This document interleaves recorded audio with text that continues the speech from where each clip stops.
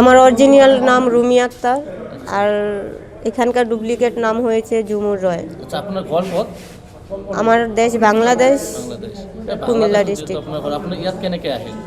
এখানে আমাকে বিক্রি করা হয়েছে। আমি একা নয়, আমার সাথে আরও অনেক মেয়েরা ছিল।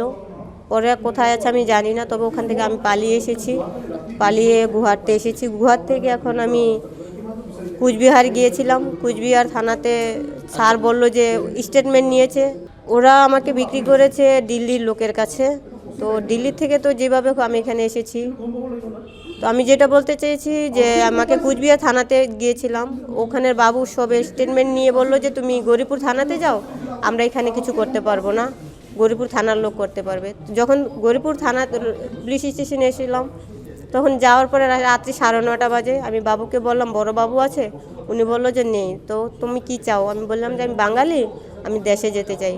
উনি বললো তো আমরা তো জানি না, ওটা কুচবিহার থানাতে জানে। তখন আমি সোজা বললাম বাবু, কুচবিহার থানাতে স্টেটমেন্ট নিল, বললো যে গৌরীপুরে যাও। এখন গৌরীপুর থেকে বললেন যে আপনারা কিছু জানেন না, তাহলে কি আমাদের কোনো নিরাপত্তা নেই?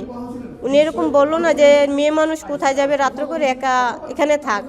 উনি কিছুই বলেনি। যখন আমি রাত্রে বের হয়েছি, ওটা কি মোড় বলে যেন, ওখান থেকে আমাকে এক দাদা আমাকে বললো যে তুমি এখানে কিসের জন্য? পরে বললাম যে আমার এরকম সমস্যা, আমি দেশে যেতে চাই। তখনই আমাকে হসপিটালে এনে রেখে দিয়ে গেছে যে তুমি এখানে সেফটিতে থাকবে।